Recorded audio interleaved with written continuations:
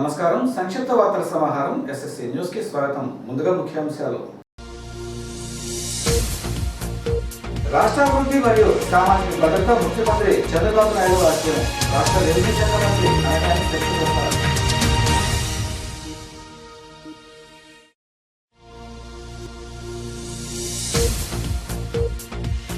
ఇది మంచి ప్రభుత్వానికి ప్రజల నుంచి విశేష స్పందన. వేమూరు శాసనసభ్యులు నక్కా ఆనందబాబు.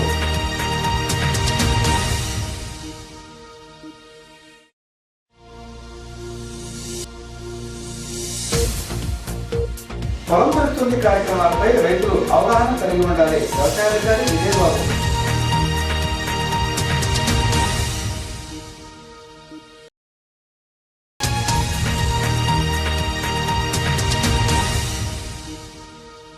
రాజధాని అమరావతిని నిర్మించి రాష్ట్రాన్ని అభివృద్ధి చేయాలనే సంకల్పంతో ముఖ్యమంత్రి చంద్రబాబు నాయుడు పనిచేస్తున్నారని రాష్ట్ర రెవెన్యూ శాఖ మంత్రి అనగాని సత్యప్రసాద్ అన్నారు.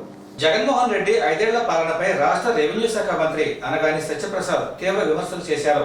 సోమవారం చెరుకుపల్లి మండలం కనగాల గ్రామంలో నిర్వహించిన ఇది మంచి ప్రభుత్వం కార్యక్రమంలో ఆయన మాట్లాడుతూ 2014లో రాష్ట్ర విభజన జరిగినప్పుడు 16,000 కోట్ల లోటు బడ్జెట్తో రాజధాని లేని రాజధాని అమరావతిని నిర్మించి రాష్ట్రాన్ని అభివృద్ధి చేయాలనే సంకల్పంతో ముఖ్యమంత్రి నారా చంద్రబాబు నాయుడు కృషి చేశారని గుర్తు చేశారు.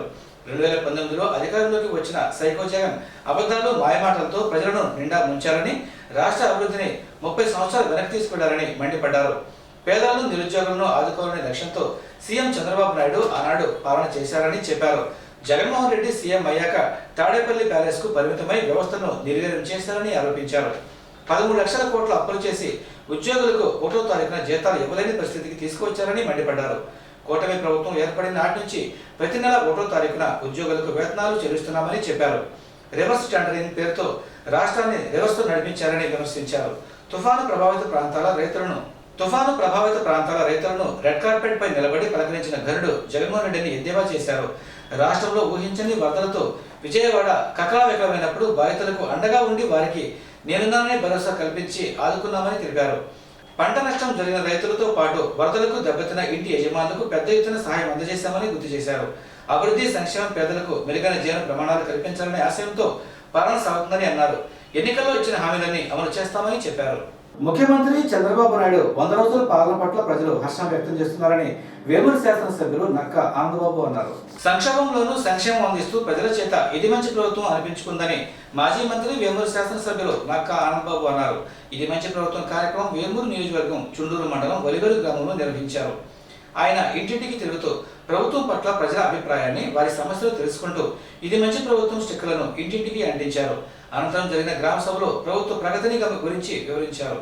ఈ సందర్భంగా ఆయన మాట్లాడుతూ ముఖ్యమంత్రి చంద్రబాబు నాయుడు నాయకత్వంలో 100 రోజుల పాలన పట్ల ప్రజలు విశ్వాసం వెలుబుచ్చుతూ ఇది మన ప్రభుత్వం మంచి ప్రభుత్వం అని అభివర్ణిస్తున్నారని చెప్పారు. గత 5 ఏళ్ల కాలంలో పాలన గాడి తప్పి ప్రజలకు భద్రత లేకుండా ఉందని అన్నారు. చంద్రబాబు పాలనలో అన్ని వర్గాలకు భరోసా కల్పిస్తూ ప్రభుత్వం ముందుకు సాగుతుందని ఆనందబాబు తెలిపారు.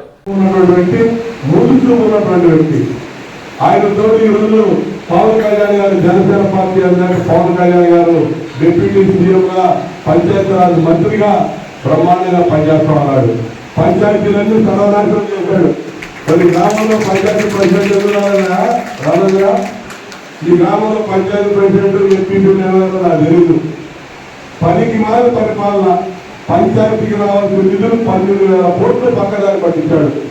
మా ప్రభుత్వం వచ్చిన తర్వాత మన పవన్ కళ్యాణ్ గారు నేతృత్వంలో ఉన్నటువంటి శాఖ 1,250 కోట్లు మన పంచాయతీకి ఇచ్చి జవజవాళ్ళు తీసుకొచ్చారు.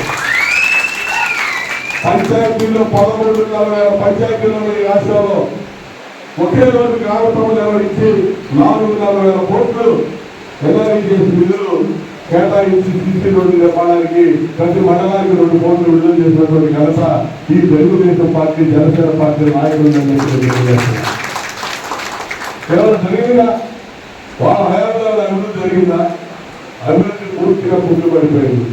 మధ్య కుంభకోణం, ఇసుక కుంభకోణం, ఉచిత ఇసుక పాలసీ తీసుకొచ్చాం.